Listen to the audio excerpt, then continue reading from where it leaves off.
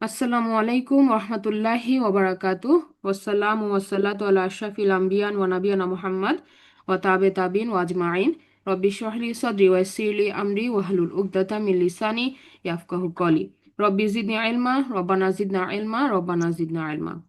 আলহামদুলিল্লাহ, আমরা সূরা ফাতিহার আলোচনাটা করে তারপরে আমরা সূরা নাবাতে যাব ইনশাআল্লাহ। আউযু বিল্লাহি মিনাশ শাইতানির রাজিম, বিসমিল্লাহির রহমানির রহিম। বিসমিল্লাহির রহমানির রহিম। আল্লাহর নামে, যিনি হচ্ছেন রহমান, যিনি হচ্ছেন আর রহিম। আমরা যখন এই বলছি বিসমিল্লাহ, তখন আমরা আল্লাহ সুবহানাহু ওয়া তাআলার নাম নিয়ে আমরা বলছি, এবং আল্লাহ সুবহানাহু ওয়া তাআলার নামটা হচ্ছে আল্লাহ সুবহানাহু ওয়া তাআলার প্রপার নাম, আমরা জানি। এবং এরপরে দুইটা সিফাত এখানে আমরা দেখতে পাচ্ছি, আর রহমান আর রহিম। তো অনেকে বলেছেন যে এটা হচ্ছে আহ এই এই সূরা ফাতিহার ফার্স্ট আয়াত হিসেবে। দেখেন এখানে 1:1 লেখা আছে, মানে এটাকে তারা প্রথম আয়াত হিসেবে কনসিডার করছেন। আবার অনেকে বলছেন যে না, সূরা ফাতিহার প্রথম আয়াতটা আলহামদুলিল্লাহ থেকেই শুরু। আলহামদুলিল্লাহি রব্বিল আলামিন। আলহামদু অর্থাৎ সকল প্রশংসা, লিল্লাহি আল্লাহর জন্য, রব্বিল আলামিন যিনি হচ্ছেন সমস্ত জগৎ সমূহের রব। এখন হামদ অর্থ আমরা জানি যে প্রশংসা এবং শুকরিয়া দুটো একসাথে। হামদ অর্থ প্রশংসা এবং শুকরিয়া দুটো একসাথে। তাহলে প্রথমেই আমরা দেখছি যে কোরআনের, যখন একটা মানুষ যখন কোরআনের কাছে আসবে, কোরআনের সংস্পর্শে যখন সে আসবে, তার প্রথম অ্যাপ্রোচটাই হইতে হবে কি, যে তার আল্লাহ সুবহানাহু ওয়া তাআলার প্রতি বা সৃষ্টিকর্তার প্রতি একটা পজিটিভ মনোভাব থাকবে, এবং শুক্রিয়া এবং প্রশংসা আল্লাহ সুবহানাহু ওয়া তাআলার সাথে তার কানেকশনটা হবে শুক্রিয়ার মাধ্যমে, গ্র্যাটিটিউডের মাধ্যমে, যে আমরা সমস্ত কিছুর জন্য, হ্যাঁ, সমস্ত কিছুর জন্য আমরা আল্লাহ সুবহানাহু ওয়া তাআলার কাছে আমরা কি করছি, আমাদের শুক্রিয়া এবং প্রশংসাটা জানাচ্ছি।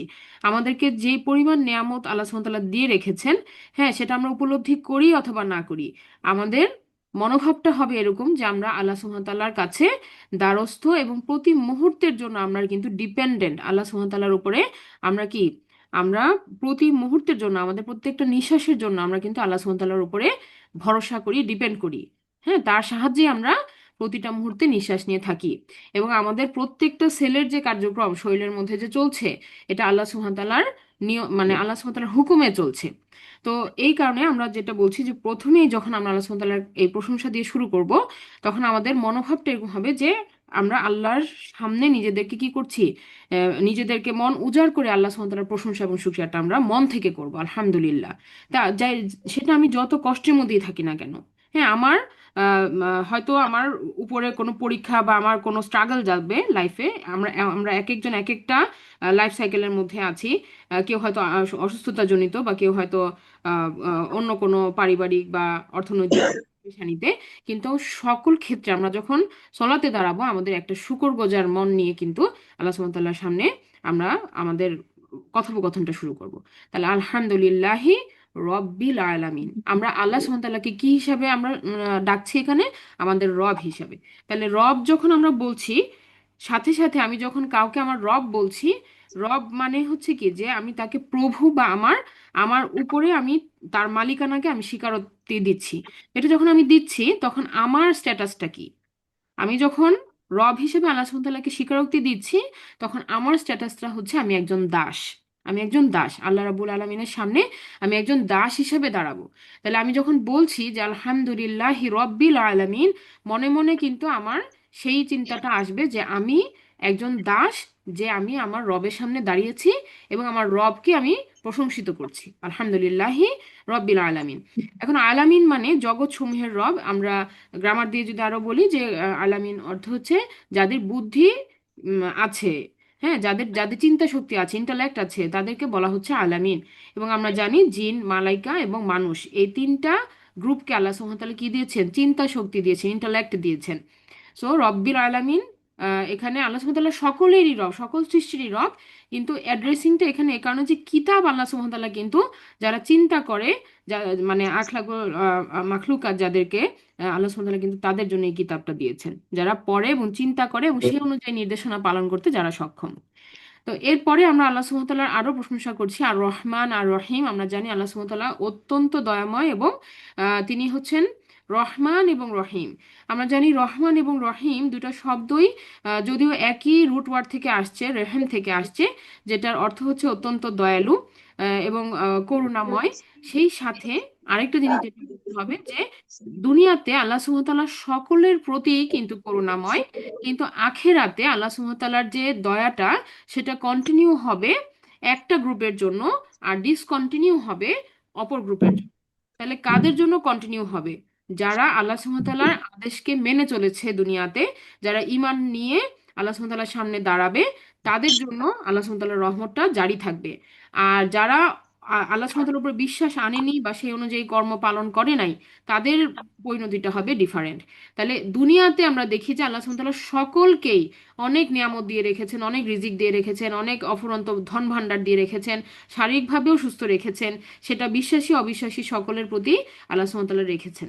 তাহলে আর রহমান ও রাহিম আমরা যখন বলছি, আর রহমান ই রহিম আমরা যখন বলছি, আমরা তখন এই উপলব্ধিটা আমরা এনেই বলবো যে আল্লাহ সুবহানাহু ওয়া তাআলার দয়া আমরা পেতে চাই, এবং আল্লাহ সুবহানাহু ওয়া তাআলা তার সিফাতের যে প্রথম বৈশিষ্ট্যটা আমাদের সামনে তুলে ধরেছেন, সেটা হচ্ছেন আমাদের রব, যিনি তিনি অত্যন্ত দয়ালু, অত্যন্ত স্নেহশীল। এরপরেই আমরা দেখছি মালিক ইয়াউমিদ্দিন। মালিক ইয়াউমিদ্দিন অর্থ হচ্ছে তিনি হচ্ছেন বিচার দিনের মালিক। তাহলে আমরা যে এই রিয়েলাইজেশনটা আমরা সাথে সাথে নিয়ে আসবো যে আমি যাকে রব বলছি, তিনি আমার প্রতি অত্যন্ত দয়াময়, অত্যন্ত দয়াশীল, আমাকে অনেক নিয়ামত দিয়ে রেখেছেন। কিন্তু একটা দিন আসবে যেদিন তিনি বিচারপতি হিসাবে আমার সামনে হাজির হবেন। তিনি আমার মালিক বিচার দিনের। তাহলে সেই দিন কি হবে? বিচার দিন মানেই হচ্ছে আমার একটা দেনা পাওনার হিসাব আছে সেই দিন। তাহলে আমাকে যা কিছু আল্লাহ সুবহানাহু ওয়া তাআলা নিয়ামত হিসেবে দিয়েছেন, আমার জ্ঞান, বুদ্ধি, রিজিক, সম্পদ, ধন, এবং আমাকে গাইডলাইন হিসেবে যে কিতাব দেওয়া হয়েছে, এই প্রত্যেকটা নিয়ামতের কি হবে?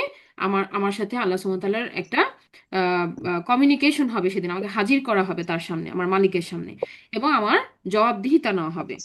হ্যাঁ, আল্লাহ সুবহানাহু ওয়া তাআলা আমাদের সেদিনটাকে সহজ করে দেন। তাহলে মালিক ইয়াউমিদ্দিন যখন আমরা বলছি, আমরা একই সাথে ভয়ও পাচ্ছি, আবার মনে মনে আমরা আশ্বস্ত হচ্ছি যে আল্লাহ তো বলেছেন যে তিনি হচ্ছেন রহমানুর রহিম। তাহলে আমি এদিক থেকে খুশি যে আমার মালিক যিনি বিচার দিনের, তিনি অত্যন্ত দয়ালু। এই ব্যাপারে আমি আশা রাখছি, আবার একই সাথে আমি ভয় পাচ্ছি যে এত নিয়ামত আমি ভোগ করছি, আমি কিভাবে এই নিয়ামতগুলোর আমি জবাব দিব। হ্যাঁ, তো আমাদের এই যে মিশ্র যে আমাদের অনুভূতিগুলা, এটা কিন্তু আল্লাহ সুবহানাহু ওয়া তাআলা তার ওয়ার্ডিং এর মাধ্যমে আমাদেরকে স্মরণ করাচ্ছেন। যে প্রথমে আল্লাহ সুবহানাহু ওয়া তাআলা তার পরিচয় দিলেন, তার দুইটা গুণের কথা বললেন, তিনি রহমান রাহিম। এরপর আল্লাহ সুবহানাহু ওয়া তাআলা কিন্তু আমাদেরকে স্মরণ করা দিচ্ছেন যে একটা দিন আছে যেদিন তিনি আমাদেরকে বিচারের জন্য ডাকবেন, এবং তখন কি আমাদের ফেস করতে হবে আল্লাহ সুবহানাহু ওয়া তাআলাকে।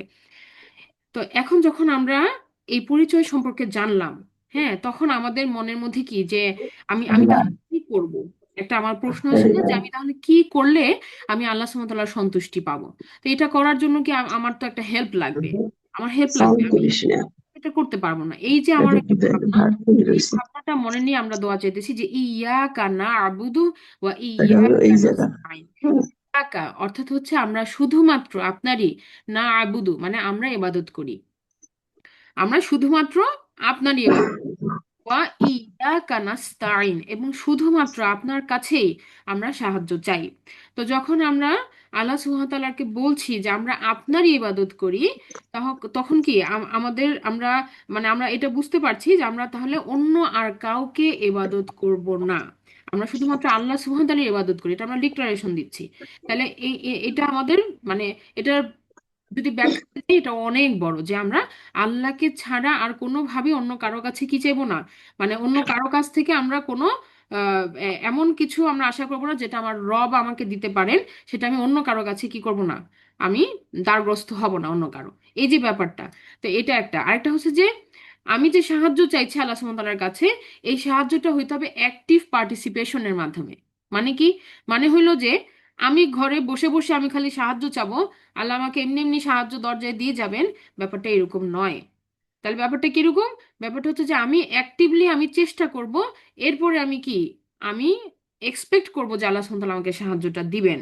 যেমন সহজভাবে যদি বলি, আমরা যদি দেখি যে বিবি হাজেরা উদাহরণটা যদি আমরা দেখি, আমরা তখন কি দেখছি যে উনি পানির খোঁজে, ইসমাইল আলাহিসাল্লামকে রেখে উনি পানির খোঁজে কি করেছেন?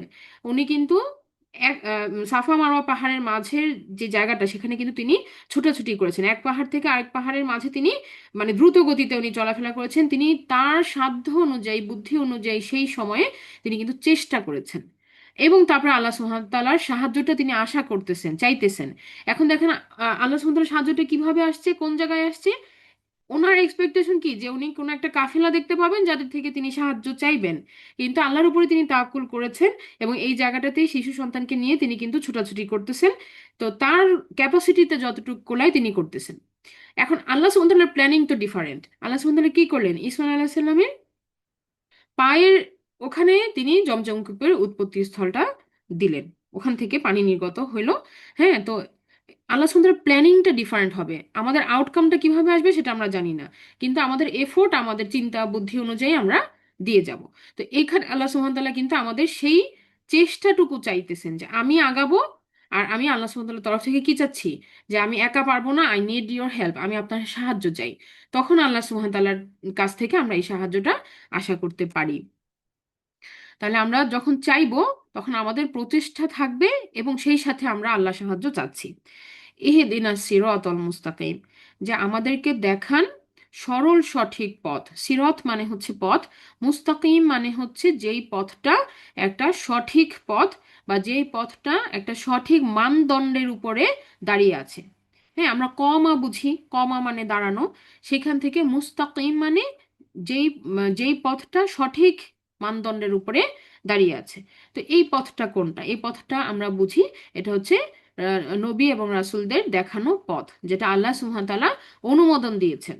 হ্যাঁ, পারমিটেড যেই ওয়ে অফ লাইফ, যেটা আমাদের ইসলাম, সেইটা আল্লাহ সুবহানাহু ওয়া তাআলা এখানে মনোনয়ন করেছেন ইসলামকে আমাদের দিন হিসাবে। এবং এই পথটা কিভাবে চলতে হবে নবী রাসূলদের মাধ্যমে তিনি আমাদেরকে দেখিয়ে দিয়েছেন। তো আমরা সেই পথের আমরা থাকার জন্য আমরা হেদায়েত চাচ্ছি। তারপর আমরা বলছি সিরাতাল্লাযিনা আনআমতা আলাইহিম, সেই পথে যাদেরকে আপনি অনুগ্রহ দান করেছেন, মানে অলরেডি যারা এই পথ দিয়ে যাওয়ার পরে সফলকাম হয়েছে, আমরা তাদের পথে চাই। হ্যাঁ, এবং আমরা চাই না গয়রিল মাগদুবি আলাইহিম, তাদের পথে নয় যারা মাগদুব, হ্যাঁ, যাদের উপরে আপনার মানে অভিশাপ এখানে বলা হচ্ছে। মাগদুব মানে হচ্ছে যাদের উপরে আল্লাহ সুবহানাহু ওয়া তাআলার রাগ, হ্যাঁ, গদব যেটা আমরা বলি, আল্লাহ সুবহানাহু ওয়া তাআলার রাগ। এবং মানে আহ, যেটা হচ্ছে সঠিক পথের উল্টা পথে যারা ছিল, যারা আহ, যারা এখানে আমরা দুটা কম্পারিজন আমরা সবসময় বলে থাকি, সরি, দুটা আমরা কম্পারিজন বলে থাকি, যে একটা হচ্ছে মাগদুব হচ্ছে যারা বেশি ক্রোধ, যারা আল্লাহ সুবহানাহু ওয়া তাআলার রিসিভ করে, যারা বেশি মানে রাগ, আল্লাহ সুবহানাহু ওয়া তাআলার রাগটা তাদের উপরে বেশি। সোজা কথা, আল্লাহ সুবহানাহু ওয়া তাআলার রাগটা তাদের উপরে বেশি কেন? কারণ এরা হচ্ছে জেনে বুঝে আল্লাহ সুবহানাহু ওয়া তাআলার পথ থেকে বিচ্যুত হয়। তাহলে মাগদুব যেই গ্রুপটা, তারা জেনে বুঝে, জানার পরেও মানে না, হ্যাঁ, বুঝার পরেও তারা আমল আসতেছে না, এইরকম একটা কন্ডিশনে তারা আছে। তাহলে তাদের উপরে আল্লাহ সুবহানাহু ওয়া তাআলার রাগটা বেশি। আর ওয়ালা দলিন, দলিন হচ্ছে যারা পথের খোঁজই করে না, পথের খোঁজও জানে না, কিভাবে কাজ করতে হবে সেটার উপরেও তারা কোনো মানে কোনো তাদের চিন্তা নাই, যে কি কি করণীয় সেটাও, সেই পথেও তারা খোঁজ করে না, এবং করণীয় কি সেই ব্যাপারেও তারা উদাসীন। তাহলে মাগদুব হচ্ছে যারা জানে যে সঠিক পথ কোনটা, কিন্তু সেই পথে হাঁটে না। আর দলিন হচ্ছে যারা পথের খোঁজও জানে না, এবং সেই পথে হাঁটারও কোনো চেষ্টা করে না। তাহলে এই দুইটা গ্রুপের একটাও আমরা চাই না। আমরা কোনটা চাচ্ছি? আমরা চাচ্ছি তাদের পথ, যারা অলরেডি এই পথে হেঁটে সফলকাম হয়ে গেছেন। তার মানে আমাদের অনুকরণীয় কারা? অনুকরণীয় হচ্ছেন আমাদের পূর্বের নবী রাসূলগণ, এবং আমাদের রাসূল সাল্লাল্লাহু আলাইহি সাল্লামের রেখে যাওয়া যে সুন্নত। তো এই যে আমরা এটা বললাম, সূরা ফাতিহাতে আমরা কিন্তু কি করি, আমরা আল্লাহ সুবহানাহু ওয়া তাআলার সাথে কথোপকথন করি। এখন আপনাদের একটা আহ, এখানে একটা সহিহ মুসলিমে উল্লেখিত হাদিসের আমি একটু অ্যাড্রেস করছি এটা। এখানে আমরা দেখি যে আল্লাহ সুবহানাহু ওয়া তাআলা সূরা ফাতিহা যখন আমরা তেলাওয়াত করি, তখন আমাদের প্রত্যেকটা আয়াতে কিন্তু আল্লাহ সুবহানাহু ওয়া তাআলার সাথে কথোপকথন হয়, তিনি আমাদেরকে জবাব দেন। হ্যাঁ, তো এখানে আবু হুরায়রা রাদিয়াল্লাহু আনহু থেকে বর্ণিত, নবী সাল্লাল্লাহু আলাইহি সাল্লাম বলেছেন যে ক্বাল আল্লাহু তাআলা কসামতু সল্লাই কসামতু সলাতা বাইনি ওয়া বাইনা আবদি নিসফাইন ওয়ালি আবদি মা সালা ফাইজা ক্বালা ফাইজা কল আল আব্দুল হামদুলিল্লাহ, যখন বান্দা বলে আলহামদুলিল্লাহ রব্বিল আলামিন, কল আল্লাহ তাআলা, আল্লাহ সুবহানাহু ওয়া তাআলা বলেন, হামিদানি আব্দি, আমার আব্দ আমার প্রশংসা করেছে। ওয়া ইজা কল আর রহমানির রহিম, যখন সে বলে আর রহমান আর রহিম, কল আল্লাহ তাআলা, আল্লাহ সুবহানাহু ওয়া তাআলা বলেন, আসনি আলাইয়া আব্দি, আমার বান্দা আমার প্রশংসা করেছে। ওয়াইজা কলা মালিক ইয়াউমিদ্দিন, যখন বান্দা বলে মালিক ইয়াউমিদ্দিন, কলা, আল্লাহ সুবহানাহু ওয়া তাআলা বলেন, মাজ্জাদানি আব্দি, আমার বান্দা আমাকে সম্মানিত করেছে। হ্যাঁ, বা কলা মাররাতান ফাওয়াদা ইলাইয়া আব্দি ফাইজা কলা ইয়াকা না'বুদু ওয়া ইয়াকা নাস্তাইন, আমরা যখন বাকি অংশটা পড়ি সূরা ফাতিহার, তখন আল্লাহ সুবহানাহু ওয়া তাআলা বলেন যে আল্লাহ সুবহানাহু ওয়া তাআলা বলেন যে হাযা লি আব্দি ওয়া লি আব্দি মা সা, এটা হচ্ছে আমার এবং আমার বান্দার মধ্যে, আমার বান্দা যা চাবে তাই সে পাবে। আমরা যদি বাংলা অর্থটা দেখি আবার, আমরা যখন বলছি আলহামদুলিল্লাহি রাব্বিল আলামিন, তখন আমরা কি বলছি? সমস্ত প্রশংসা বিশ্ব জগতের প্রতিপালক আল্লাহর জন্য। হ্যাঁ, আমরা অর্থগুলোকে মাথায় নিয়ে নেই। আলহামদুলিল্লাহ রব্বিল আলামিন অর্থ কি? অর্থ হচ্ছে সমস্ত প্রশংসা বিশ্ব জগতের রব আল্লাহর জন্য। আমরা যখন এটা বলছি তখন আল্লাহ তাআলা কি বলেন? আল্লাহ তাআলা বলছেন, হামিদানি আব্দি, আমার বান্দা আমার প্রশংসা করেছে। হামিদানি আব্দি, আমার বান্দা আমার প্রশংসা করেছে। আল্লাহ সুবহানাহু ওয়া তাআলা কি করছেন? আমার আমার আমি যে ডাকছি তাকে, তার তিনি জবাব দিচ্ছেন। তারপর আমরা যখন বলতেছি আর রহমান ই রহিম, আল্লাহ সুবহানাহু ওয়া তাআলাকে আমরা বলছি কি যে তিনি পরম করুণাময়, পরম দয়ালু, এবং আমি মনে মনে সেটা অনুভব করছি যে আল্লাহ সুবহানাহু ওয়া তাআলার দয়ার উপরে আমি টিকে আছি। তখন আল্লাহ সুবহানাহু ওয়া তাআলা বলছেন যে আসনা আলাইয়া আব্দি, আমার বান্দা আমাকে প্রশংসা করেছে। যখন বান্দা বলে মালিক ইয়াউমিদ্দিন, আপনি বিচার দিনের মালিক, আমরা আল্লাহ সুবহানাহু ওয়া তাআলার আরেকটা সিফাত আমরা যখন স্মরণ করছি যে তিনি বিচার দিনের মালিক, তখন আল্লাহ তাআলা বলতেছেন যে মাজ্জাদানি আব্দি, আমার বান্দা আমাকে মহিমান্বিত করেছে। যখন বান্দা বলতেছে ইয়াকা না'বুদু ওয়া ইয়াকা নাস্তাইন, আমরা একমাত্র আপনারই ইবাদত করি এবং একমাত্র আপনারই সাহায্য প্রার্থনা করি, তখন আল্লাহ সুবহানাহু ওয়া তাআলা বলছেন যে হাজা বাইনি ওয়া বাইনা আব্দি ওয়া লি আব্দি মা সাআলা, এটা আমার এবং আমার বান্দার মধ্যে, এবং আমার বান্দা তাই পাবে যা সে চাইবে। এখন আমরা কি চাইবো? সূরা ফাতিহা আমাদের চাওয়াটাকেও কিন্তু অ্যাড্রেস করে দিচ্ছে। আমরা কি বলতেছি? যে আমরা বলতেছি যে ইহদিনা সিরাতাল মুস্তাকিম, আমাদেরকে দেখান সরল সঠিক পথ।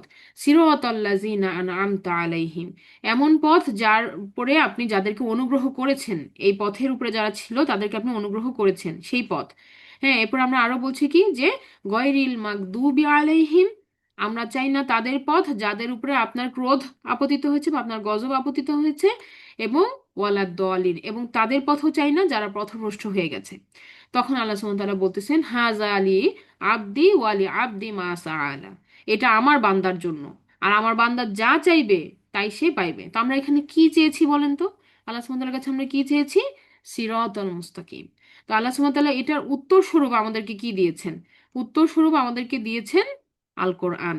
যে এরপরে আমরা যখন সূরা ফাতিহাটা পড়লাম, তখন আমাদের আনসার কি? আমরা যখন এই হেদায়েত চাইছি যে সিরাতুল মুস্তাকিমের পথে আমি হাঁটতে চাই, আল্লাহ সুবহানাহু ওয়া তাআলা বললেন যে তাহলে তোমার জন্য এই গাইডেন্স, তুমি কোরআন পড়ো এবং এটা ফলো করো, রাসূল সাল্লাল্লাহু আলাইহি সাল্লামের পথে অনুসরণ করো। আল্লাহ সুবহানাহু ওয়া তাআলা আমাদেরকে এই সমস্ত উপায় অন্তর বলে দিয়েছেন।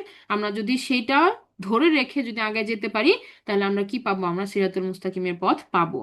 আর যদি আমরা এখান থেকে ব্যত্যয় ঘটাই, আমরা যদি কোরআন এবং সুন্নাহর পথে না হাঁটি, তাহলে কি হবে?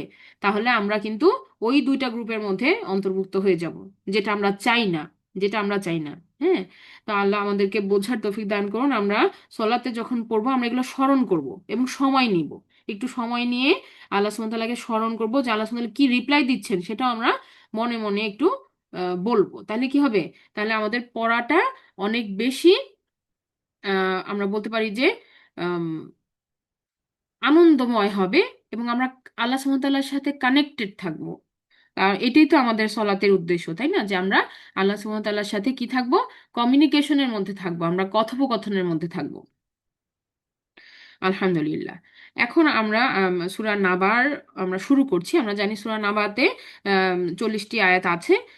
এবং এটা একটা মক্কান সূরা। আমরা সূরা 30তম পারার অনেকগুলো সূরাই হচ্ছে, বেশিরভাগ সূরাই হচ্ছে কি মক্কায় নাজিল হয়েছে। এবং এই এই সূরাগুলোর একটা প্যাটার্ন আছে।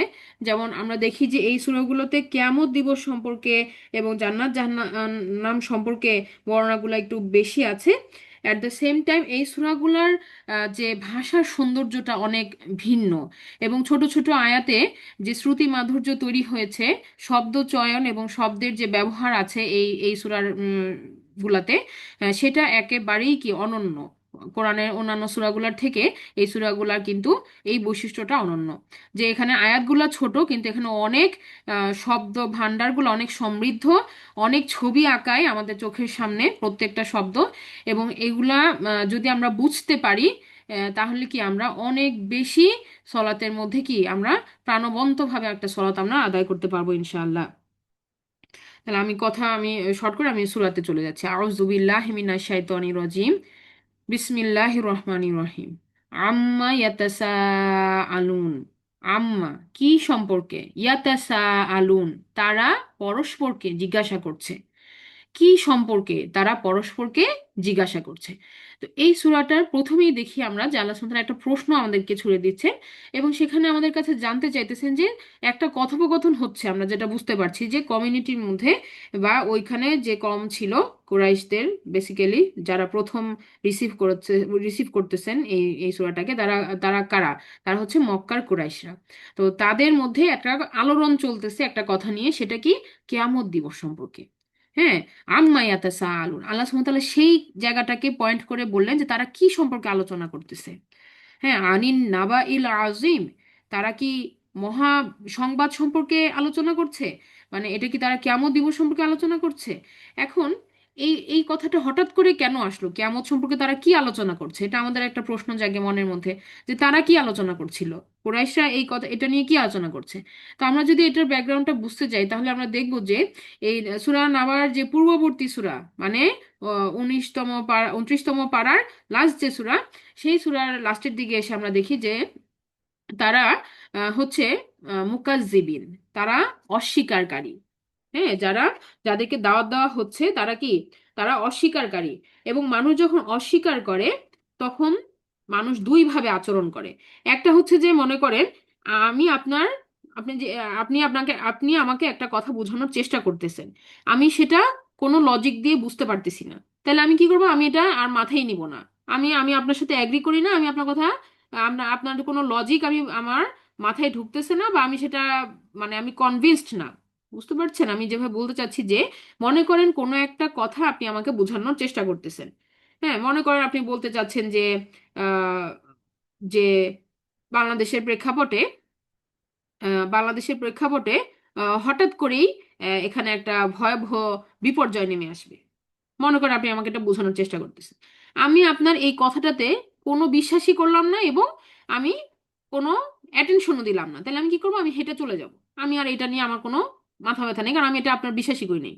সেকেন্ড হচ্ছে, আমি আপনার এই কথাটাতে আমি আমি একটা লজিক পেয়েছি, যেটা পসিবিলিটি আছে, কিন্তু আমি এটা মানতে চাচ্ছি না। হ্যাঁ, আমি এটা মানতে চাচ্ছি না, আমার মন এটাতে সায় দিচ্ছে না। তখন আমি কি করতেছি, আমি কনভিন্সড যে হ্যাঁ এটা হবে, আমি এটা বুঝতে পারছি যেটা হবে, কিন্তু আমি কি করছি না, আমি এটা সায়ও দিচ্ছি না। এবং অ্যাট দ্য সেম টাইম আমি কি করতেছি, আমি উল্টা আপনাকে মিথ্যাবাদী বলতেছি, যে না আপনি মিথ্যা কথা বলতেছেন। হ্যাঁ, কেন বলতেছি, কারণ আমি যদি এটা মেনে নেই, তাহলে কি আমি যেভাবে লাইফ লিড করতেছি সেটা আমি করতে পারবো না। আমি যেভাবে অন্যায়ভাবে ব্যবসা বাণিজ্য করতেছি সেটা আমি করতে পারবো না। আমি যেভাবে আচরণ করতেছি সমাজের মধ্যে, অনেক কিছু এখানে কি হয়ে যাবে, রেস্ট্রিক্টেড হয়ে যাবে। হ্যাঁ, বা আমার জবাবদিহিতা করতে গেলে আমার লাইফটা আমি যে লাক্সারি ওয়েতে বা আমি যে ড্যাম কেয়ার ভাবে লাইফ লিড করতেছি, এখানে অনেক বাধা বিপত্তি চলে আসবে। তো সেই কারণে আমি নিজে তো বিশ্বাস করলামই না, বা আমি মানতে চাচ্ছি না, কিন্তু আমি যুক্তিটা আমার মাথায় কিন্তু স্ট্রাইক করেছে, যুক্তিটা আমাকে মনে ধরেছে, না এটা হইতে হইতে গেলে তো আমার প্রবলেম। তখন আমি কি করতেছি, আমি আপনাকে উল্টা মিথ্যাবাদী বলতেছি, এবং আপনার নামে মানুষের কাছে বলে বেড়াচ্ছি যে এই লোকটা মিথ্যা কথা বলে, এই লোকটা এভাবে কথা বলছে। হ্যাঁ, তো মানুষের আচরণটা এইরকম ভাবে হয়। এটা মানুষ অ্যানালাইসিস করে দেখছে, অনেক মানুষের উপর জরিপ করে দেখছে যে মানুষ এইভাবে আচরণ করে। একটা হচ্ছে যে কেয়ারই করলো না, মা বিশ্বাসও করি নাই, আই ডোন্ট কেয়ার, সে হেঁটে চলে যাবে, তার আর কোনো ইন্টারাকশন নাই। কিন্তু যে এটাতে কনভিন্সড, কিন্তু তার ইগোর কারণে বা কোনো সমস্যার কারণে সে এটাকে একসেপ্ট করতে পারতেছে না, সে কি করবে, সে উল্টা ছবল দিবে, এবং সে কি করবে, সে প্রতিপক্ষকে মিথ্যা অপবাদ দিবে এবং নানা রকম অ্যাকিউজেশন দিবে। হ্যাঁ, ফলস বা মিথ্যা অপবাদ দিবে। তো এই কাজগুলা কুরাইশরা সেই সময় করতেছিল। তারা জানে যে রাসূল সাল্লাল্লাহু আলাইহি সাল্লাম কোনোদিন মিথ্যা কথা বলেন নাই, এবং তিনি যা বলতেছেন তাই সত্যি, তিনি এটা বুঝতে পারতেছে তারা, কিন্তু তারা এটা একসেপ্ট করতে চাচ্ছে না। তখন তারা কি করলো, তখন তারা রাসূল সাল্লাল্লাহু আলাইহি সাল্লামকে নিয়ে রাসূল সাল্লাল্লাহু আলাইহি সাল্লামকে কে নিয়ে উপহাস করছেন, এবং এই যে তিনি যে ওয়াদাটা বারবার স্মরণ করে দিচ্ছেন, আল্লাহর ওয়াদাটা, যে এরকম একটা দিন আসবে যেদিন বিচার দিবস হবে, সেই সময়ে যে বর্ণনাগুলো তিনি দিচ্ছেন, এগুলোকে তারা উপহাসের বস্তু বানায় ফেলছে। জানি কবে হবে, কখন হবে, কি বলছে, এরকম হবে, এগুলো নিয়ে তারা খুব আলোচনা এবং উপহাসের বস্তু বানায় ফেলছে। আল্লাহ সুবহানাহু ওয়া তাআলা সেই পয়েন্টটাকে পিক আপ করে বলতেছেন, আম্মা ইয়াতাসাআলুন, তারা কি নিয়ে জিজ্ঞাসাবাদ করছে, আনিন নাবাইল আযীম, যে তারা কি সেই মহাদিবস সম্পর্কে কথা বলছে। তাহলে এখানে আল্লাহ সুবহানাহু ওয়া তাআলা তাদের ওই উপহাসের উত্তর দিচ্ছেন, আল্লাহ সুবহানাহু ওয়া তাআলা উত্তর দিচ্ছেন। এবং এরপরে দেখেন আল্লাহ সুবহানাহু ওয়া তাআলা বলতেছেন যে আল্লাযী হুম ফীহি মুখতালিফুন, এই বিষয়, এমন যে বিষয়টা নিয়ে তারা কথা বলতেছে, যে হুম ফীহি মুখতালিফুন, তারা নিজেরাই এই বিষয় কি ইখতিলাফের মধ্যে আছে, মতানৈক্যর মধ্যে আছে। হ্যাঁ, তারা এই বিষয়ে তারা কি মতবিরোধ করতেছে, বিতর্ক করতেছে, যেটা আমরা বুঝি যে এক পক্ষ বলতেছে আরেক পক্ষ নিষেধ করতেছে, এটা নিয়ে হাসাহাসি করতেছে, এটা নিয়ে তারা মানে উপহাসের বস্তু বানিয়ে ফেলেছে এই এই কিয়ামত দিবসটা সম্পর্কে। যেমন একটা ছোট্ট এক্সাম্পল, যেমন আমরা অনেক সময় এগুলা মানে আমরা আমাদের নর্মালাইজ হয়ে গেছে সমাজে, যেটা আমরা ধরতে পারি না। যেমন আমরা দেখি না যে পশ্চিমা বিশ্বে তারা বিভিন্ন রকমের গান বাজনা বাজায়, এবং তখন তারা এগুলো যে হেল ফায়ারকে তারা একটা মজার বিষয় বানায় ফেলছে। হ্যাঁ, যে রক মিউজিক, তারপরে তারা বলে যে হ্যালোউইন পার্টি, সেখানে তারা এরকম মানে আগুনের ইয়ার মধ্যে দেখায় যে তারা মানে নানা রকম সাজসজ্জা তাদের, মানে এগুলাকে তারা বিশ্বাস করে না যে জাহান্নামের শাস্তি বা জান্নাত, জাহান্নাম, কিয়ামত দিবস, এগুলাকে তারা উপহাসের বস্তু বানিয়ে ফেলেছে। তো সেইখানে তারা মতানৈক্যের মধ্যে আছে এবং উপহাসের বস্তু বানিয়ে ফেলেছে। আল্লাহ সুবহানাহু ওয়া তাআলা সেগুলোর জবাব দিচ্ছেন এবং বলতেছেন, কাল্লা সায়ালামুন, কাল্লা সায়ালামুন, এই এই ইয়াটাকে আপনারা দেখবেন যে যারা কারি আছেন তারা অনেকভাবে রিসেট করে থাকেন, দুইভাবে এটাকে পড়া যায়। একটা হচ্ছে যদি কাল্লা বলে পজ দেওয়া হয়, তাহলে আগে যেই কথাগুলো হয়েছে, মানে তারা যে বিষয়ে মতনৈক্য করতেছে বা তারা যে এটাকে মিথ্যা অপবাদ দিচ্ছে, সেই জিনিসগুলোকে নেগেট করা হয়ে যায়। হ্যাঁ, তাহলে বলা হয় যে তোমরা যেটা বলতেছো সেগুলাই মিথ্যা, খুব শীঘ্রই তোমরা জানতে পারবা। যদি আমরা কাল্লা বলার পর থেমে যাই, তারপরে সায়া আলামুন বলি, তাহলে অর্থটা এটা দাঁড়ায় যে অপর পক্ষকে বা প্রতিপক্ষকে নেগেট করা হচ্ছে। হ্যাঁ, কখনো না, কখনো না, বরং কি তোমরা শীঘ্রই জানতে পারবা, সায়া আলামুন। আর যদি আমরা একসাথে পড়ি, তাহলে ব্যাপারটা এভাবে দাঁড়ায় যে যে আহ, মানে অবশ্যই তোমরা খুব তাড়াতাড়ি জানতে পারবা। হ্যাঁ, কাল্লা সায়ালামুন, হ্যাঁ, কখনো না, তোমরা অবশ্যই জানতে পারবা। এটা এটা যেভাবে বলা হচ্ছে, একইভাবে বলা হচ্ছে যে তারা খুবই শীঘ্রই সেই জিনিসটা যখন জানতে পারবে, তখনই তারা বুঝবে কি যে তাদের আগের ঘটনাগুলো কি সব ইনভ্যালিড, তারা যা মিথ্যা বানোয়াট যা ভাবছে যা বলছে, সেইগুলোই বরং কি মিথ্যা। আর আল্লাহ সুবহানাহু ওয়া তাআলা যা বলছেন, রাসূল সাল্লাল্লাহু আলাইহি সাল্লাম যা বলছেন, সেগুলাই হচ্ছে সত্যি। এটা তারা শীঘ্রই জানতে পারবে। হ্যাঁ, তাহলে এমফাসাইজটা দুই ভাবে হচ্ছে। এবং এখানে আল্লাহ সুবহানাহু ওয়া তাআলা যে আমাদের কাছে এক্সপ্রেশনটা দিচ্ছেন, যে কাল্লা সায়ালামুন, কখনো না, তারা শীঘ্রই জানতে পারবে, সুম্মা কাল্লা সায়ালামুন, অতঃপর। হ্যাঁ, সুম্মা মানে অতঃপর, এখানে একটা টাইমের গ্যাপ আছে, একটা সময়ের বিরতি আছে, একটা সময় পরে কাল্লা সায়ালামুন, হ্যাঁ, তারা কখনো না, অবশ্যই তারা শীঘ্রই জানতে পারবে। তাহলে এই যে সুম্মা বলার পরে আল্লাহ সুবহানাহু ওয়া তাআলা আবার বললেন কাল্লা সায়ালামুন, তো এইখানে আমরা যেটা বুঝি যে আল্লাহ সুবহানাহু ওয়া তাআলা এইভাবে বলার মাধ্যমে কিন্তু আল্লাহ সুবহানাহু ওয়া তাআলার রাগ প্রকাশ পাচ্ছে, যে তারা যে জানতে পারবে এবং খুব শীঘ্রই একটা সময় পরে তারা জানতে পারবে। তো দুইবার বললেন আল্লাহ সুবহানাহু ওয়া তাআলা। এখানে আল্লাহ সুবহানাহু ওয়া তাআলার কি একটা রাগ প্রকাশ পাচ্ছে।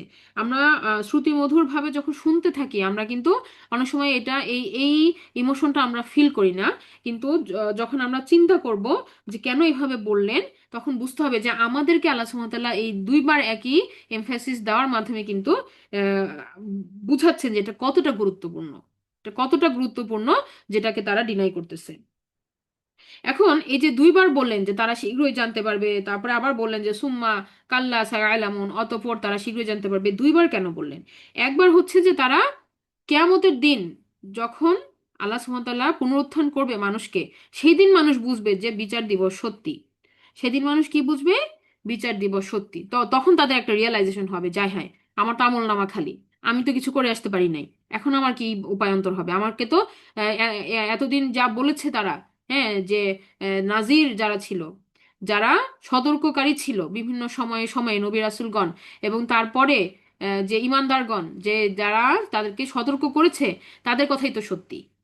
এটা তারা একভাবে জানবে যখন বিচার দিবসটা স্টার্ট হবে। হ্যাঁ, যখন আমলনামাগুলো উপস্থাপন করা হবে তখন তারা একটা রিয়েলাইজ করবে। দ্বিতীয় রিয়েলাইজেশন তারা করবে যখন আল্লাহ সুবহানাহু ওয়া তাআলা জান্নাত এবং জাহান্নামকে দেখাবেন। জাহান্নামকে যখন সামনে নিয়ে আসা হবে, হ্যাঁ, তখন যখন জাহান্নামকে দেখবে, তখন তারা এটা আরো ভালো মতো কি করতে পারবে? রিয়েলাইজ করতে পারবে যে আহ, যে মানে তাদের বিচারটা যে মানে তারা ফিরাইতে পারবে না, এবং অ্যাট দ্য সেম টাইম তাদের পরিণতিটা যে ভয়ঙ্কর দিকে যাচ্ছে, জাহান্নামকে দেখার পরে তারা একেবারে কি সার্টেন হয়ে যাবে। হ্যাঁ, তো এই জিনিসটা যে যে তাদের জানাটা দুই ধাপে, দুই আরো জোরালো ভাবে হবে, জোরালো ভাবে তারা এই বিষয়টা সম্পর্কে জানতে পারবে। এরপরে দেখেন বলা হচ্ছে আলাম না যে আলিল আরদ মিহাদা। হঠাৎ করে আমাদের মনে হচ্ছে যে আল্লাহ সুবহানাহু ওয়া তাআলা তো সাবজেক্ট চেঞ্জ করে ফেললেন। হ্যাঁ, এখানে আল্লাহ সুবহানাহু ওয়া তাআলা কি করলেন? সাবজেক্টটাকে কিয়ামত দিবস থেকে ঘুরায় এবার পৃথিবীর দিকে ফোকাস করলেন। যে মানে আমাদেরকে বুঝাইতে যাচ্ছেন যে তোমাদের কেন মনে হচ্ছে যে কিয়ামত দিবস হবে না? এটা মানে এইটা হচ্ছে আল্লাহ সুবহানাহু ওয়া তাআলার মানে এক্সপ্রেশনটা, এটা যে আমাদেরকে আল্লাহ সুবহানাহু ওয়া তাআলা এমন কিছু নিদর্শন বলতেছেন আল্লাহ আল্লাহ তাআলার দুনিয়াতে, যে নিদর্শনগুলো দেখে আমাদের বোঝা উচিত যে এগুলা কেউ একজন কি করতেছে, মেনটেন করতেছে। আর যিনি মেনটেন করতেছেন সবকিছুকে, তার একটা উদ্দেশ্য আছে। আর এই উদ্দেশ্যের পরবর্তীতে কি আমাদেরকে ডাকা হবে, ঠিক একইভাবে যেভাবে আমরা সূরা ফাতিহাতে স্বীকারোক্তি দিয়ে আসছি যে তিনি হচ্ছেন বিচার দিবসের মালিক, মালিক ইয়াউমিদ্দিন। তো সেই মালিকের কাছে আমার রিটার্ন যেতে হবে। হ্যাঁ, তো এইখানে আল্লাহ সুবহানাহু ওয়া তাআলা তার কিছু নিদর্শন সম্পর্কে আমাদেরকে স্মরণ করায় দিচ্ছেন। কি কি বলতেছেন? প্রথমেই বলতেছেন আলাম নাজআলিল আরদ মিহাদা, আমি কি বানাই নাই পৃথিবীকে মিহাদা। মিহাদা কি জিনিস? বলা হচ্ছে বিছানা স্বরূপ। মানে একটা জমিন, বিস্তৃত জমিন, যেখানে সকলেই নিরাপদভাবে আশ্রয় স্থান খুঁজে নিয়েছে, যেটাকে আমরা ইংরেজিতে বা সায়েন্সের ভাষায় হ্যাবিটেট বলি। সোজা কথায় আমরা যেটা হ্যাবিটেট বলতেছি। হ্যাঁ, প্রত্যেকেরই একটা হ্যাবিটেট আছে, একটা থাকার স্থান আছে। যেমন গাছের আছে মাটি বা ভূমি, আবার পাখিদের আছে গাছ, মানুষের আছে একটা আবাসের স্থল। হ্যাঁ, একইভাবে দেখেন বলা হচ্ছে আলাম না যে আলিল আরদ মিহাদা, আমি কি বানাই নাই ভূমিকে বিছানা স্বরূপ? আল্লাহ সুবহানাহু ওয়া তাআলা কোশ্চেন করছেন। তো এখন একটা জিনিস খেয়াল করে দেখবেন, এখানে আল্লাহ সুবহানাহু ওয়া তাআলা যতগুলা নিদর্শনের কথা বলতেছেন, প্রত্যেকটারই প্রত্যেকটাই কি আমাদের সামনে তুলনা করতেছেন আল্লাহ সুবহানাহু ওয়া তাআলা, যে মানুষের সৃষ্টি আর আল্লাহ সুবহানাহু ওয়া তাআলার সৃষ্টি। তাহলে মানুষ কেন আল্লাহ সুবহানাহু ওয়া তাআলার সৃষ্টিটাকে রিকগনাইজ করে না? কেন আল্লাহ সুবহানাহু ওয়া তাআলার সৃষ্টিটাকে তারা স্বীকারোক্তি দেয় না যেটা আমার রবের তরফ থেকে আসছে? যেমন মানুষেরও বিছানা আছে একটা। তো আমরা যখন কোনো কিছুকে চিন্তা করি, প্রথমে তো আমার জানা জ্ঞানটাকেই আমি নিয়ে সেটা থেকে আমি মানে আমি তুলনা করা শুরু করি। যে বিছানা স্বরূপ বলছে, আচ্ছা আমাদেরও তো একটা বিছানা আছে, আমাদের বিছানাটা কিরকম? ছোট্ট একটা বিছানা আমাদের বাসার মধ্যে থাকে, তাই না? কতজনই আর জায়গা হবে সেই বিছানাতে? তো আমরা এটাকে দেখি যে এটা তো অল্প কিছু মেম্বার, ফ্যামিলির মেম্বারকে নিয়ে আমরা হয়তো এই বিছানাটাকে আমরা কাজে লাগাচ্ছি। কিন্তু আল্লাহ সুবহানাহু ওয়া তাআলা কম্পেয়ার করতেছেন যে পুরো জমিনটাকে তিনি বিছাই দিছেন মিহাদা স্বরূপ। সেখানে সমস্ত পশু পাখি কি একটা আশ্রয় পাচ্ছে। হ্যাঁ, এবং তারা ওটার মধ্যে কি তারা বিশ্রাম নিচ্ছে। তাহলে সেই বিশালত্বের কথাটা আল্লাহ সুবহানাহু ওয়া তাআলা স্মরণ করায় দিলেন। এরপরে বলতেছেন ওয়াল জিবালা আওতাদা, এবং জিবাল মানে পাহাড়, তো আল্লাহ সুবহানাহু ওয়া তাআলা বলতেছেন পাহাড় পর্বতকে তিনি তৈরি করেছেন কি হিসাবে? আওতাদা।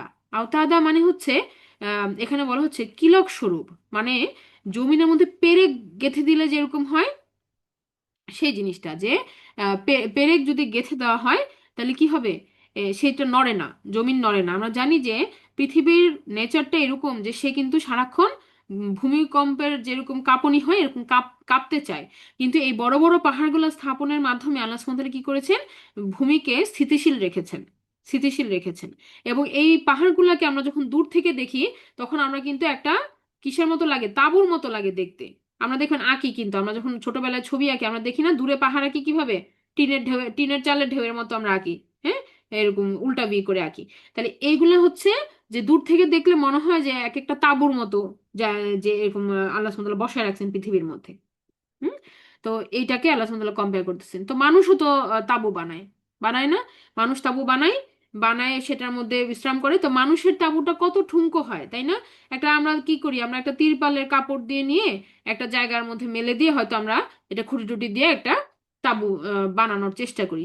কিন্তু বাতাস আসলেই সেটা উড়ে যায়, বাতাস আসলেই সেটা উড়ে যায়, সেটা কোনো স্ট্যাবিলিটি থাকে না। হ্যাঁ, ঝড় বৃষ্টিতে সেটা আমাদের তেমন প্রোটেকশনও দিতে পারে না। কিন্তু আল্লাহ সুবহানাহু ওয়া তাআলা যে এগুলাকে বানায় রাখছেন সেগুলোর মজবুত কত বেশি। দুনিয়ার কত মানুষ অতিক্রান্ত হয়ে যাচ্ছে কিন্তু এই পাহাড়গুলা কিন্তু তাদের জায়গা থেকে নড়ে নাই। তাহলে আল্লাহ সুবহানাহু ওয়া তাআলার দেওয়া পাহাড়গুলা কত বেশি স্থিতিশীল। কিন্তু একটা সময় আসবে যখন আল্লাহ সুবহানাহু ওয়া তাআলা কি করবেন, সেগুলোকেও মানে ইয়ার মতো উড়াই ফেলবেন, ধুলিত রঙিন পশমের মতো পাহাড়গুলা উড়ে যাবে। তো এখন আল্লাহ সুবহানাহু ওয়া তাআলা বর্ণনা দিচ্ছেন ওয়া খলাকনাকুম আজওয়াজা, এবং তোমাদেরকে সৃষ্টি করা হয়েছে জোড়ায় জোড়ায়। আমরা তোমাদেরকে সৃষ্টি করেছি কিভাবে? জোড়ায় জোড়ায়, আজওয়াজা। তাহলে আল্লাহ সুবহানাহু ওয়া তাআলা এখানে একটা আম, আহ, বললেন যে মানুষকে, এবং শুধু মানুষকেই না, মানুষের আহ, ও যে উপকরণগুলো আল্লাহ সুবহানাহু ওয়া তাআলা দিয়েছেন, জীবন উপকরণ, সেগুলোকেও আমরা দেখি যে আল্লাহ সুবহানাহু ওয়া তাআলা অনেক কিছুকেই জোড়ায় জোড়ায় সৃষ্টি করেছেন। তো জোড়ায় জোড়ায় সৃষ্টি বলতে আমরা বুঝি যে একটা হচ্ছে যে পেয়ার আপ করা, যে পুরুষ এবং নারী, এটা একটা পেয়ার। হ্যাঁ, হাজব্যান্ড এবং ওয়াইফ এটা একটা পেয়ার, যেটা আমরা বলতে পারি মা বাবা একটা পেয়ার। তো এই যে একটা জোড়া, এটা যতটুকু প্রয়োজনীয়তা আছে বা আমরা যেটা বুঝি যে একটা পরিবার গঠনের মূল ভিত্তি এটা, একই সাথে আল্লাহ সুবহানাহু ওয়া তাআলা যেই জোড়াগুলোর কথা বলতেছেন, যেমন একটু আগে আমরা যেটা বললাম যে পৃথিবীর সাথে পাহাড়ের একটা সম্পর্ক আছে। পৃথিবী আর পাহাড় দুটোই কি একটা একটার কি মানে সম্পূরকের মতো, যে পৃথিবী আনস্টেবল, পাহাড় কি স্টেবল।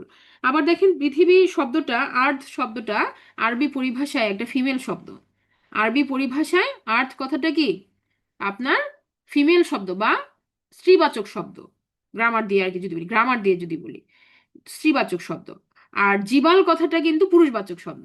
তো এখন আপনি যদি দেখেন যে এখানে আল্লাহ সুবহানাহু ওয়া তাআলা বললেন যে নারী আর পুরুষকে আল্লাহ সুবহানাহু ওয়া তাআলা জোড়ায় তৈরি করেছেন, আবার ওদিকে আল্লাহ সুবহানাহু ওয়া তাআলা পৃথিবীকে পাহাড়ের সাথে তুলনা করলেন, যে পৃথিবীর একটা ভূমিকা আছে, পাহাড়ের একটা ভূমিকা আছে। আবার আমরা বললাম যে পৃথিবীটা কি আনস্টেবল, এটা কাঁপে, হ্যাঁ এটা ভূমিকম্প হয়, এটা আনস্টেবল, কিন্তু পাহাড়গুলা কি খুব মজবুত। তাহলে দেখেন এই যে নারীর একটা ভূমিকা, পুরুষের একটা ভূমিকা, হ্যাঁ, এবং এই দুইটাকে আল্লাহ সুবহানাহু ওয়া তাআলা জোড়া করে দিয়েছেন যে একটা এটাকে হেল্প করছে, হ্যাঁ, পার্টনার স্বরূপ। হ্যাঁ, তো এখানেও দেখেন যে জোড়ার একটা সুন্দর এক্সাম্পল কিন্তু আমরা দেখতে পাচ্ছি। এরপর আল্লাহ সুবহানাহু ওয়া তাআলা বলেন ওয়াজা আলনা নাওমাকুম সুবাতা, এবং আমরা বানিয়েছি ঘুমকে, তোমাদের ঘুমকে সুবাতা বিশ্রাম বা শান্তির একটা মিডিয়া হিসাবে, একটা উপায়ন্তর হিসাবে। যে মানুষ সকল সময় 24 আওয়ার সে পরিশ্রম করতে পারে না, তার একটা রেস্টিং পিরিয়ড লাগে। আর এই রেস্টিং পিরিয়ডটা কিভাবে হয়? ঘুমকে আল্লাহ সুবহানাহু ওয়া তাআলা বানিয়েছেন আমাদের জন্য বিশ্রাম স্বরূপ। এবং দেখবেন যে আমরা যখন একটা পরিপূর্ণ ঘুমের পরে উঠি তখন আমাদের অনেক ফ্রেশ লাগে। হ্যাঁ, আমরা অনেক সতেজ হয়ে যাই, আমরা কাজের জন্য আবার শক্তি পাই। তো ঘুমটা কেউ বলতে পারবে না যে আমি ঘুম ছাড়াই দিনের পর দিন রাতের পর রাত আছি, না, পারবে না, শরীর ব্রেকডাউন করবে।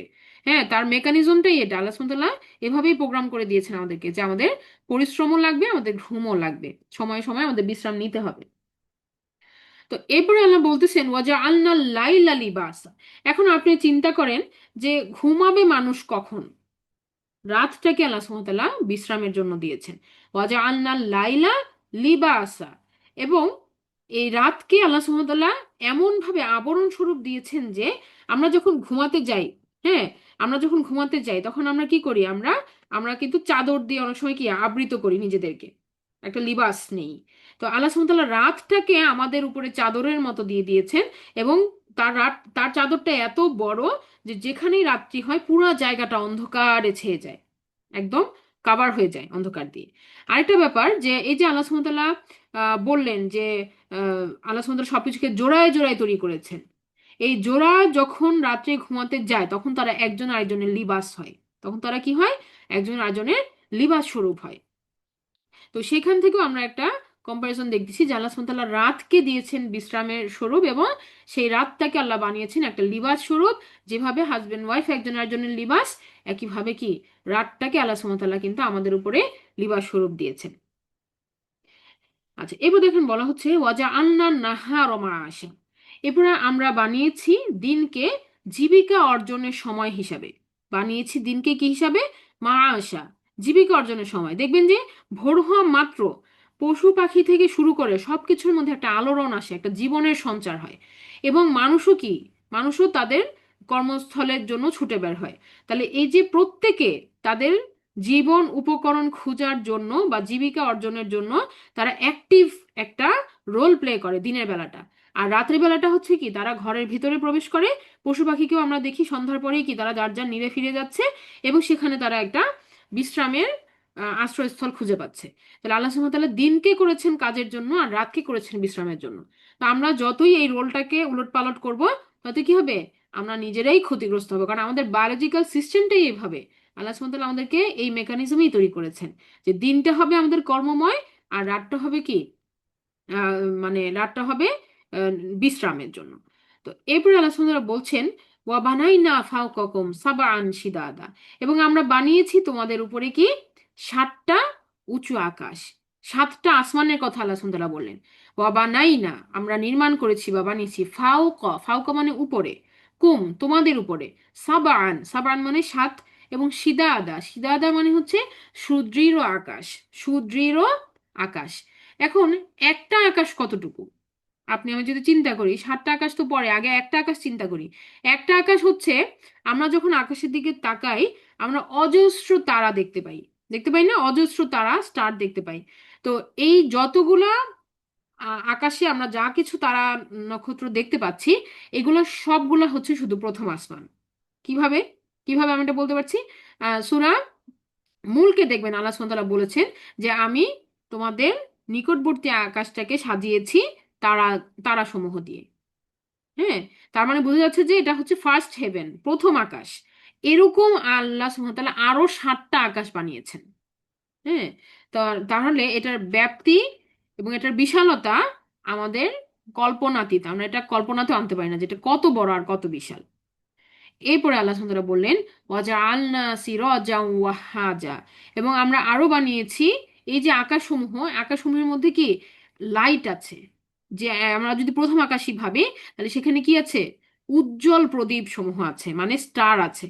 সিরাজাও ওয়াহাজা, যেটা উজ্জ্বল, এত আলো দিচ্ছে সেটা আমাদেরকে, যে আমাদের দিনের বেলায় আমরা সেই আলোতেই কিন্তু চলাফেরা করছি। তাহলে এই আলোটা আমাদের কি, আমাদের লাইফের অ্যাক্টিভিটির সাথে কিন্তু কানেক্টেড। মানে সালোক সংশ্লেষণ থেকে শুরু করে একটা গাছের মধ্যে তৈরি খাবার তৈরির প্রক্রিয়াকে সালোক সংশ্লেষণ বলে, সেখান থেকে শুরু করে আমাদের যে কর্মময় একটা ব্যস্তময় দিন যায়, এই পুরাটাই কিন্তু কি হচ্ছে, সানলাইটের একটা রোল এখানে আছে। এবং আমরা জানি আমাদের যে ক্যালেন্ডার, হ্যাঁ, সোলার ক্যালেন্ডার, লুনার ক্যালেন্ডার, এগুলো কিন্তু আকাশে সূর্য এবং চাঁদের অবদানে আমরা এই হিসাবগুলো রাখতে পারছি। বছরের হিসাব, দিনের হিসাব, সময়ের হিসাব, আমাদের যে আল্লাহ সুবহানাহু ওয়া তাআলা যে 5 টাইম সলাদ দিয়েছেন সেটাও কিন্তু আমরা কি এই সূর্যের অবস্থানের উপরে নির্ণয় করে কিন্তু আমরা সলাদগুলোকে আদায় করছি। তাহলে ওয়াজা আল্লাহ সিরাজা ওয়াহাজা, এই সূর্যকে আল্লাহ সুবহানাহু ওয়া তাআলা আমাদের জন্য কি করেছেন, দিয়েছেন, যেটা আলোটাকে আল্লাহ সুবহানাহু ওয়া তাআলা দিয়েছেন। আচ্ছা, এরপরে আল্লাহ সুবহানাহু ওয়া তাআলা বৃষ্টির কথা বলছেন ওয়া আনজালনা মিনাল মুসিরাতি মাআন সাজ্জাজা, আমরা বর্ষণ করেছি মেঘ থেকে বৃষ্টি, বৃষ্টির পানি, সাজ্জাজা মুষলধারে। হ্যাঁ, মানে মানে এই যে পানিটা আল্লাহ সুবহানাহু ওয়া তাআলা কিন্তু আকাশ থেকে মেঘমালাকে, ওয়াটার সাইকেলকে নিয়ন্ত্রণ করার মাধ্যমে আমাদের উপরে দিচ্ছেন। তাহলে এই যে পানি বর্ষণের ফলে আমরা মানে এটা তো আমার এক্সপ্লেন করার প্রয়োজনীয় নেই, আমরা যেহেতু একটা কৃষি নির্ভর দেশ, পানির উপরে আমরা অনেকটুকুই নির্ভর করি, বৃষ্টির পানির উপরে। হ্যাঁ, তো এটার প্রয়োজনীয়তাটা কৃষকরা তো বুঝিনি, আমরাও বুঝি যে এটার উপর আমরা কতটা ডিপেন্ডেন্ট। তো এরপরে আল্লাহ সুবহানাহু বলতেছেন যে এই পানিটা আসলে কি হয়, লিনুখরিজা বিহি হাব্বাও ওয়া নাবাতা, এই যে মৃত জমিন, এই মৃত জমিন থেকে আল্লাহ সুবহানাহু ওয়া তাআলা বের করে নিয়ে আসেন শস্য এবং উদ্ভিদ। হাব্বান ওয়া নাবাতা, সকল রকমের শস্য আহ, এবং উদ্ভিদ, শাক সবজি, আমরা যা কিছু আমরা আহ, ইয়া করছি, ফলন ফলাচ্ছি, সব কিছু আল্লাহ সুবহানাহু ওয়া তাআলা এই বৃষ্টির পানির বরকত দিয়ে কিন্তু দিয়ে থাকেন। আর সূর্য এবং বৃষ্টির পানি এই দুইটা ছাড়া কখনো কি আমরা এই শস্য আর উদ্ভিদকে কল্পনা করতে পারবো? হ্যাঁ, কেউ যদি বলে যে আমি রাতের বেলা ফার্মিং করব, কাল্টিভেশন করব, পসিবল? কখনো হবে না। তাহলে সূর্যের আলো এবং পানি এই দুইটাই মানে অত্যন্ত গুরুত্বপূর্ণ, এবং সেটা আল্লাহ সুবহানাহু ওয়া তাআলা কিন্তু দেখেন পরপর বলার মাধ্যমে বলে দিচ্ছেন যে এর মাধ্যমে আল্লাহ সুবহানাহু ওয়া তাআলা কি করতেছেন, আমাদেরকে এই শস্য এবং উদ্ভিদটা দিয়ে থাকেন। এবং শুধু শস্য উদ্ভিদ যে আমরা কনজিউম করি তাই না, আমাদেরকে দৃষ্টিনন্দন বাগান এবং ঘন গাছ বিশিষ্ট যে বাগিচা সমূহ সেগুলো আল্লাহ সুবহানাহু ওয়া তাআলা আমাদেরকে দৃষ্টিনন্দন করার জন্য দিয়ে থাকেন, ওয়াজান্নাতিন আলফাফা। হ্যাঁ, তাহলে আমরা এখান থেকেও কি বুঝতে পারছি যে আল্লাহ সুবহানাহু ওয়া তাআলা শুধু আমাদের খাবারেরই টেক কেয়ার করতেছেন না, বরং সেই সাথে আমাদের জন্য কি করছেন, আমাদের দৃষ্টি নন্দন যে জিনিসগুলো আমাদের চোখে ভালো লাগে সেই ব্যাপারটাও আমাদের জন্য টেক কেয়ার করছেন। তাহলে এখন দেখেন আমরা যদি ওভারঅল হাইলাইট করি। আচ্ছা, এখানে কোনো আপুর থেকে মনে হয় মার্কিং চলে আসছে, এটা কি রিমুভ করা যাবে? আচ্ছা, আমি আরেকবার শেয়ার দিচ্ছি।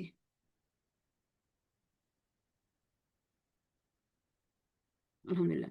দেখেন, এখানে আমরা যেটা বলছি যে স্ক্রিনটা দেখা যাচ্ছে আশা করি।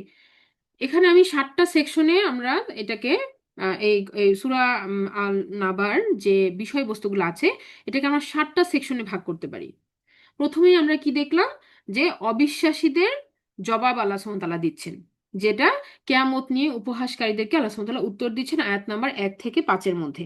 এরপর আমরা দেখছি যে সেকশন 2 যেটা, সেখানে আল্লাহ সুবহানাহু ওয়া তাআলা তার ক্ষমতার নিদর্শন আমাদের সামনে বলতেছেন, যে একটু আগে আমরা যে আলোচনাটা করতেছিলাম, যে আকাশ এবং পৃথিবীর সৃষ্টির মাধ্যমে আল্লাহ সুবহানাহু ওয়া তাআলা তার শক্তির প্রতি চিন্তা করার একটা আহ্বান আমাদেরকে করেছেন। হ্যাঁ, যেটা আমরা আয়াত নাম্বার 6 থেকে 16 একটু আগে যেটা আলোচনা করছিলাম। তো এখানে কি কি কথা আছে, এই প্রথম দুটো সেকশনেই আমরা আজকে লিমিটেড থাকবো, কারণ আমাদের এরপরে আর সময় হচ্ছে না। তো প্রথম কথাটা আমরা যেটা বুঝলাম যে কিয়ামত দিনের সংবাদ সম্পর্কে আল্লাহ সুবহানাহু ওয়া তাআলা বললেন, এবং এইটার উপরে আমাদের বিশ্বাস রাখতে হবে যে কিয়ামত অবশ্যই সংঘটিত হবে, এর উপরে কোনো রকম কোনো সন্দেহ আনা যাবে না, এবং সেই অনুযায়ী আমাদের জীবন পরিচালিত করতে হবে। হ্যাঁ, আমরা ওই পয়েন্টটাতে কিয়ামতের কথাটাতে আমরা আবার ফিরে আসবো। এখন আসি আল্লাহ সুবহানাহু ওয়া তাআলা আমাদেরকে যে তার সৃষ্টি এবং নিদর্শনগুলা দেখাইলেন আয়াতের মাধ্যমে, সেটা নিয়ে আমাদেরকে চিন্তা করতে বলছেন। প্রথমত আমরা বললাম পৃথিবী এবং পাহাড়। পৃথিবী এবং পাহাড়কে আমরা কি বলেছি, যে এটার মধ্যে একটা জোড়ার সম্পর্ক আছে, আছে না? যে পৃথিবী হচ্ছে অস্থিতিশীল, পাহাড় হচ্ছে স্থিতিশীল, এই দুইটার মধ্যে এমনভাবে আল্লাহ সুবহানাহু ওয়া তাআলা এদেরকে তৈরি করেছেন যে এই অস্থিতিশীল পৃথিবীকে পাহাড় স্থিতিশীলতা দান করছে। দ্বিতীয়ত আমরা দেখছি কি, মানুষ এবং মানুষকে আল্লাহ সুবহানাহু ওয়া তাআলা জোড়ায় জোড়ায় তৈরি করেছেন। সেই মানুষকে আল্লাহ সুবহানাহু ওয়া তাআলা বিশ্রামের জন্য ঘুম দিয়েছেন। হ্যাঁ, এবং ঘুমের জন্য রাত দিয়েছেন।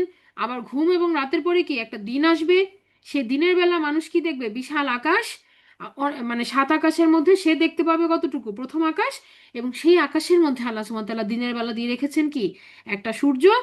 এই সূর্যটার অনেক রোল আছে মানুষের কর্মজীবনে।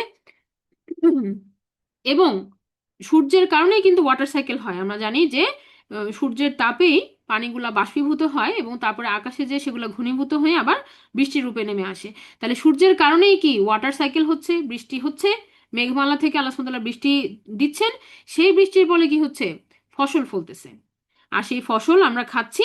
এবং আমাদের জন্য আশেপাশে যে আল্লাহ সুবহানাহু ওয়া তাআলা গ্রিনারিজ দিয়ে রাখছেন, সবুজ নয়ন নয়ন জোড়ানো যে দৃশ্যপটগুলো দিয়ে রেখেছেন, এগুলোও কিন্তু কি আমাদের মনকে প্রশান্ত করছে। তাহলে আমরা যদি শুরু থেকে দেখি যে আল্লাহ সুবহানাহু ওয়া তাআলা এতগুলো নিদর্শনের কথা বলছেন, এতগুলো জিনিস আল্লাহ সুবহানাহু ওয়া তাআলা মানুষের চারিদিকে দিয়ে রেখেছেন চিন্তা করার জন্য, এতগুলা কিছু বলার কারণ কি, এত উদাহরণ দিলেন কেন? মনে করেন, মনে করেন আমি একজন মরুভূমির মানুষ। আমি মনে করেন যে আমি আরবের একজন মানুষ, বা আপনি মনে করেন আপনি একজন আরবের মানুষ। তো এখন আপনি কি করবেন? আপনি তো ব্যবসা বাণিজ্যের জন্য অনেক জায়গায় জায়গায় কি করবেন, ট্রাভেল করবেন বা ভ্রমণ করবেন। তো মনে করেন এরকম আমি একজন আরবের মানুষ, আমি ভ্রমণ করতে বের হইলাম। আমি প্রথমেই কোথায় যাব? আমি মরুভূমি দিয়ে আমার যাতায়াত সারাক্ষণ। তো মরুভূমিতে আমি যখন গেলাম, তখন আমি দেখতে পাচ্ছি যে দূরে পাহাড়গুলো আছে। তখন আমার এই পাহাড়গুলোর দিকে কিন্তু চোখ যাবে, কারণ ওখানে আর কোনো কিছু নাই দেখার মতো। মরুভূমিতে আপনি যখন আছেন, আপনি দূরে পাহাড়টাই শুধু দেখতে পাবেন, আর চারিদিকে বালু, আর কিছু কিন্তু আপনার ফোকাসকে টানবে না। আচ্ছা, এখন আপনি ওখানে কি হয়ে যাবে? ওখানে রাত হয়ে যাবে। রাত হইলে মানুষ কি করবে? একটা তাঁবু গাড়বে, তাঁবু গেড়ে জামাই বউ ওখানে ঘুমাবে। তো যখন মানুষ এই যে জোড়ায় জোড়ায় থাকে, মানুষের ঘুম দরকার, ঘুমায়। ঘুমাইতে গেলে কি জামাই বউ একজন আরেকজনের লিবাস স্বরূপ হয়। তখন আবার কি আসে? রাতের বেলা তারা এই এই ঘুমের আহ, উম, আয়োজনটা করলো। তো রাতকে আল্লাহ সুবহানাহু ওয়া তাআলা দিয়েছেন লিবাস স্বরূপ, বিশ্রামের জন্য। রাত ছেয়ে গেল, চারিদিকে অন্ধকার ছেয়ে গেল, মানুষগুলা ঘুমাইতে চলে গেল। এরপরে পরের দিন দিন হলো, সকাল হলো। তো যখন রাতের বেলা তাঁবুর মধ্যে ছিল, তখন কি তাঁবুর মধ্যে মানুষ একটা ছোট্ট লাইট লাগায় না? হ্যাঁ, তারপর মধ্যে মানুষ কি করে? একটা ছোট্ট কিন্তু উপরে একটা বাল্ব লাগায় বা লাইট লাগায়। মনে করেন কিছুক্ষণ সে তার কাজগুলা করলো রাতে, খাওয়া দাওয়া করলো, না সলাৎ পড়লো বা কোরআন পড়লো, পরে তারপরে সে ঘুমাইতে চলে গেল, লাইট অফ করে ঘুমাতে চলে গেল। এখন যখন দিনের বেলা হইলো, তখন মানুষ কি করতেছে? ওই তাঁবু থেকে বের হইলাম। তাঁবু থেকে বের হওয়ার পরে কি করব? তাঁবুটা গুটাবো। গুটানোর পরে দেখতেছি বিশাল একটা আকাশ আমার মাথার উপরে। তাহলে আকাশটা মানুষ যখন দেখতেছে, মানুষের তখন মানে ইয়াটা কি, যে কত ছোট্ট একটা ঘরের মধ্যে আমি ছিলাম, আর বের হয়ে দেখতেছি যে বিশাল একটা আকাশ, আর নিচে বিস্তৃত কি ভূমি। তো সেই আকাশের মধ্যে কি আছে? বিশাল একটা সূর্য দিয়ে রাখছেন আল্লাহ সুবহানাহু ওয়া তাআলা, একটা লাইট, একটা বাল্ব। তখন মানুষ চিন্তা করবে যে আমার তাঁবুর মধ্যে ছোট্ট একটা বাল্ব ছিল, এটার কতটুকু আলো দিতে পারে। আর এখানে আল্লাহ সুবহানাহু ওয়া তাআলা আকাশের মধ্যে একটা বাতি দিয়ে রাখছেন, এই বাতিটা পুরো দুনিয়াটাকে আলোকিত করে রাখছে। হ্যাঁ, তো কম্পারিজন করতে বলতেছেন আল্লাহ সুবহানাহু ওয়া তাআলা, সূর্য। তারপর আল্লাহ বলতেছেন যে এই যে বৃষ্টি, বৃষ্টির ভূমিকা কত গুরুত্বপূর্ণ, যে বৃষ্টি আসার ফলে মৃত জমিনটা সতেজ হয়ে গেল, সেখান থেকে এত ফল ফলাদি তৈরি হয়ে গেল। তো এত কিছু কে মেনটেন করতেছে? আমরা কি এটা মানে সহজ না চিন্তা করাটা, যে কিভাবে সম্ভব যে সবকিছু এত সুন্দর, এত ওয়েল ব্যালেন্সড, এত কিছু কে তৈরি করলো? এত বিশ্রামের আহ, ব্যবস্থা করে দিল, আবার দিনের বেলা আমাকে কাজ করার সুযোগ করে দিচ্ছেন, আবার আমাকে ঘুম পাড়াচ্ছেন, আমাকে আবার ঘুম থেকে জাগ্রত করছেন, আমার চারিদিকে এত ব্যবস্থাপনা, এগুলো কে তৈরি করলো? যখন আমরা এগুলো নিয়ে ভাববো, তখন আমরা কি, আমরা এটা আমাদের কাছে ক্লিয়ার যে অবশ্যই স্রষ্টা একক হাতে এগুলোকে মেনটেন করছেন। আর তিনি, এটা খুবই তার পক্ষে সম্ভব যে এগুলো সবকিছুকে তিনি ধ্বংস করে আমাদেরকে তার সামনে হাজির করতে হইতে হবে। কিয়ামতের ঘটনাটা আবার আমাদের সামনে রিপিট হবে। হ্যাঁ, তো আমাদের আজকে সময় শেষ। আমাদের এরপরে আবার এখানে আরেকটা ক্লাস হবে ইনশাল্লাহ। আমরা আগামী ক্লাসে এই সূরাটা আমরা কন্টিনিউ করবো। আল্লাহ আমাদের সে পর্যন্ত হায়াত দেখ এবং আমাদের সবাইকে সুস্থ রাখুন। সুবহান, আপু রেকর্ড দিয়ে আপু। যে আমি এই দোয়াটা শেষ করি, এরপর আমরা কথা নিচ্ছি। সুবহানাকা আল্লাহুম্মা ওয়া বিহামদিকা আশহাদু আল্লা ইলাহা ইল্লা আনতা আস্তাগফিরুকা ওয়া আতুবু ইলাইক। আসসালামু আলাইকুম ওয়া রাহমাতুল্লাহি ওয়া বারাকাতুহু। ওয়ালাইকুম আসসালাম রহমতুল্লাহ বারাকাত। রেকর্ডটা দিয়ে আপু। জি জি, ইনশাআল্লাহ ইনশাআল্লাহ রেকর্ড দিন। আচ্ছা।